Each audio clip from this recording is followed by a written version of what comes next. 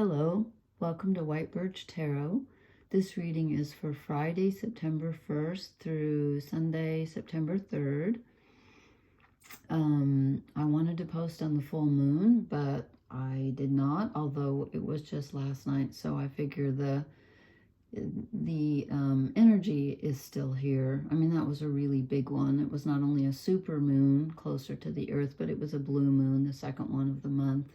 And it was in Pisces, and it was conjunct Saturn, which brings in some structure to the imaginative, overflowing, oceanic, unconscious, collective energy of Pisces is sort of linked to the structure and the responsibility of Saturn, which reins it in a little bit, and they can work together, which is, I think, a good thing. So it may give people, it may have given you, see, I don't tell you what's going to happen. I tell you what already happened. That's why. No, something came up. Anyway, so you may have had some good ideas. And when I say ideas, I'm actually talking about intuitive ideas, not so much your thinking, but your intuition about responsibilities and changes, like, physical changes you want to make in the world, either taking care of others or taking care of yourself, building something. And before I get into the rest of the astrology, before I forget, I just want to read a brief quote because I love this. This is by, I think he's a Franciscan friar. His name is Richard Rohr, R-O-H-R. I love what he says. I get these emails, daily. And he's very mystical, but I love this. He said, "We cannot get there by any method whatsoever. We can only be there." Now, maybe it's just me, but that gave me shivers. I thought, yeah, that's really profound. There's nowhere to go. You're there. You just need to, realize it. Anyway, so we had the full moon. It was full last night. And I think last time I posted, I said we had 6 planets retrograde. Actually, we have 7. And Venus, I think it's on, what day is it? On Sunday, Venus goes direct, but then the next day, on Monday, the 5th, Jupiter goes retrograde. So we're back to 7 again. And Venus and Jupiter are they're square each other, which is 90 degrees. It's not a great aspect because they're getting in each other's way. And so, again, you may have kind of romantic ideas or ideas about pursuing something you love or something you value, and you want to expand it, and you keep running into obstacles because that's the square. And so they're switching places. First it was Venus that was retrograde, so she had to sort of rein in her creative energy, her love, and her, her pleasure seeking. And now she's going to go direct on Sunday. And then Monday, Jupiter, who rules expansion and philosophy and, lots of things, he's squaring Venus still. He's going to go retrograde on the 5th, on Monday, at 15 degrees of Taurus, and Venus is in Leo. So anyway, so they're kind of taking turns stopping each other in a way. So you might feel a little bit more restricted starting Monday, again, since Jupiter's in Taurus, and Taurus is the earth, one of the earth signs, but it's a really earthy earth sign, if that makes any sense. So Taurus is about pleasure also. So again, I feel like there's something we want, something we desire that we just can't quite get going right now. And we need to think about it some more.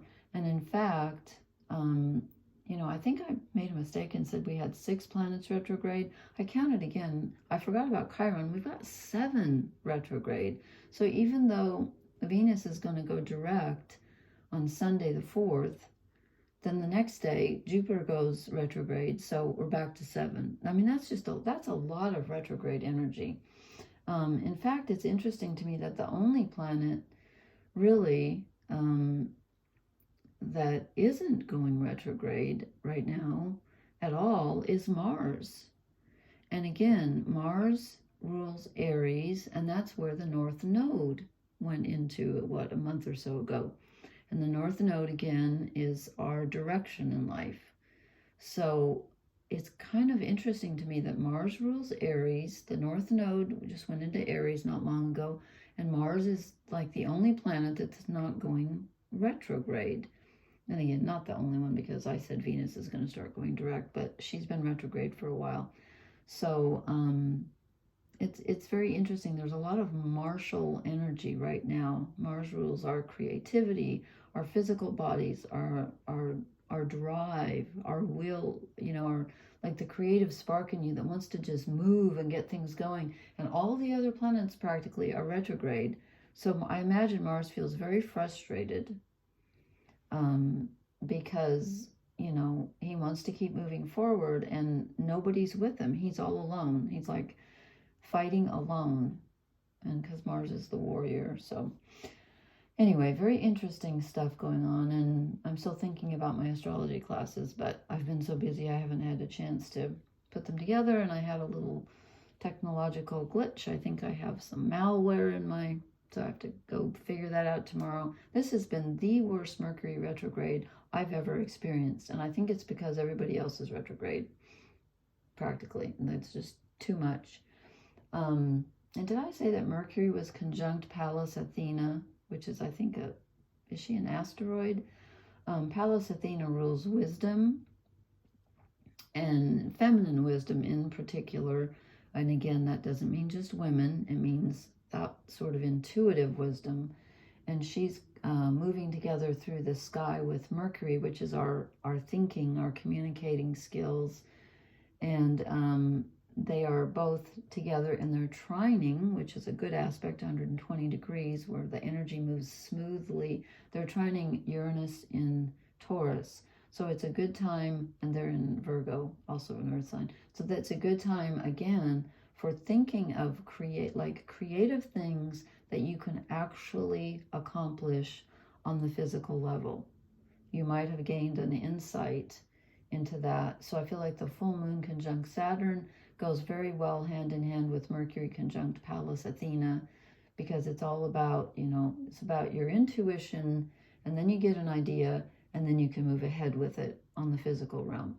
So let's see if the cards reflect that. And apologize for my voice again. I'm just so allergic to something that's going on. And again, I'm going to read these up and down. They keep coming out, to me, they keep coming out in pairs. So I started off, and I'm using these Welsh cards again. The Four of Wands. This is the 1111 card. This is the portal. So this is stability in a good sense, because it's wands, which is action and desire and sometimes spirituality. And it's being able to move through something and have something concrete in that area. And you'll notice there's kind of is it a castle or is it a church? It's kind of both.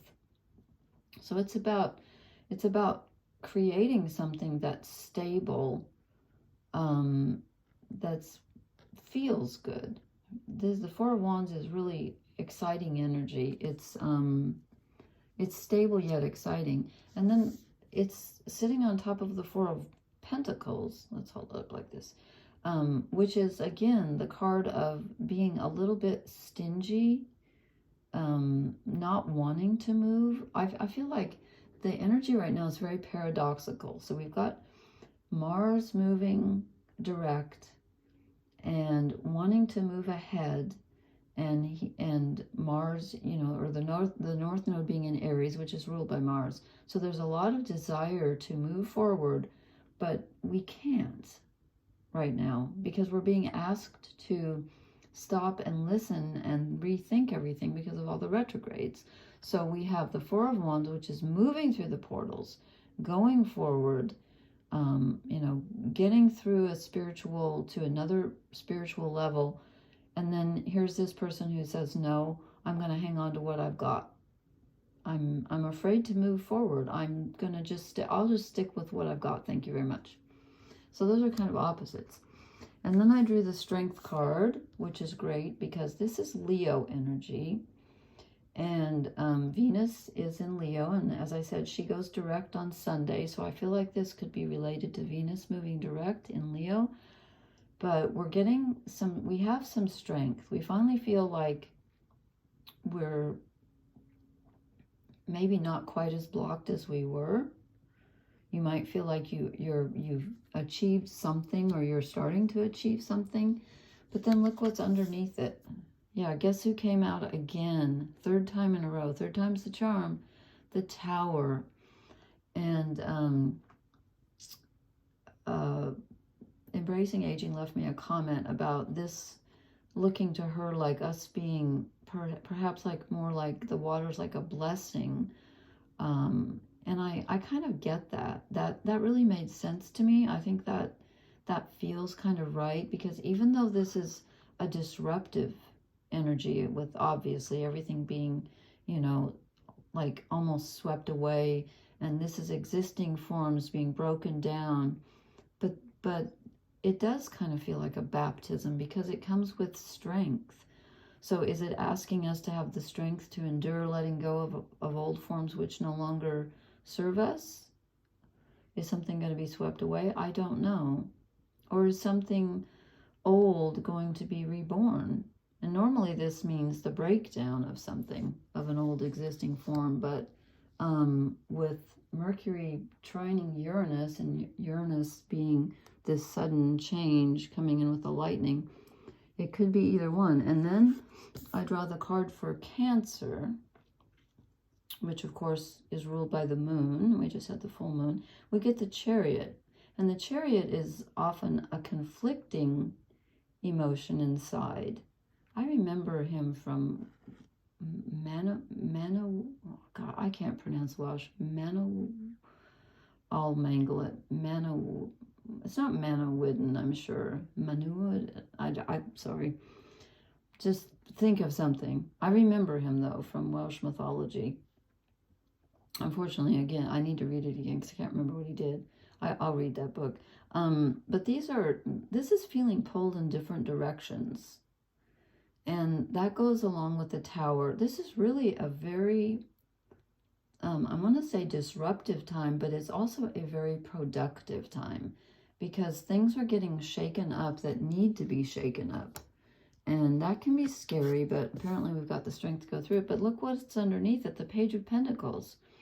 This is good, because this is the beginning of nice, solid energy. This is thinking about doing something on a practical, earthly level, and beginning it and saying, you know what, I think I want to do this, and then starting to make some progress toward that.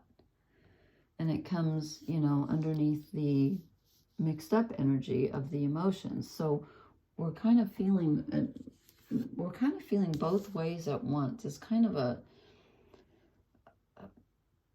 I just keep wanting to call it paradoxical, where you're torn in two directions. Because look, then we get the Two of Swords. This is literally a person who has two ideas and doesn't know which way to go. There's our full moon in the background. And she doesn't know which way to go. So she's stuck. But then look what's underneath her. And this is just really strange. We get the Ace of Swords, which is like the opposite of the Two of Swords, because this is a single idea. This is a revelation. This is the aha moment of, oh, I think I'm going to do that. It's very clear. My thoughts are very clear. I want this. This idea, I'm going to go with this idea, and it's going to bring me into the portal.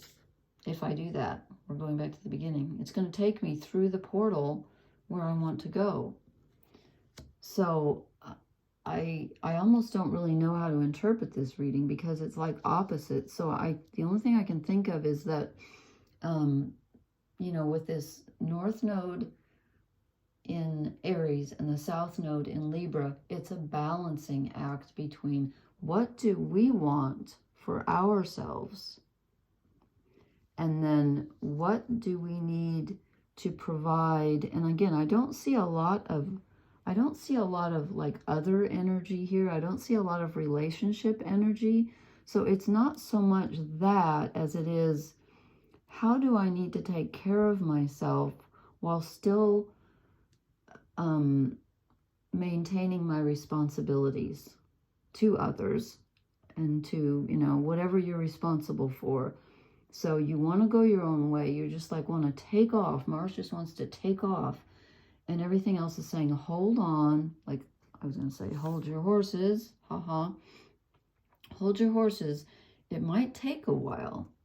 But you have the beginning idea with the Ace of Swords and the beginning action with the Page of Pentacles that this could be a solid thing to do, but it's not going to happen quickly, and yet something changes quickly.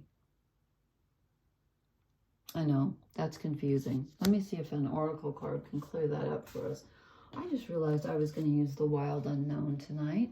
I keep wanting that deck, and then I forget at the last minute. It's almost as if it doesn't. I'm going to use it next time. I'm going to put it right in the middle of the table. So, okay. Oh, you know what? I shuffled and I got this. We got this last time. Happy, happy. Okay, so don't forget to smile and appreciate. I'm getting appreciate what you've got. And don't forget that nothing lasts forever. So don't waste anything. You know, the sun's in Virgo right now. Virgo cannot stand waste. Let's see, who else is in Virgo? Is Mars in Virgo? I didn't write it down. Somebody is in Virgo. Is it Mercury? Yeah, Mercury and Pallas Athena are in Virgo. Loyal heart. Okay, so while you are deciding what you want for yourself, whatever you do choose, it is going to be of service. And Virgo's all about service.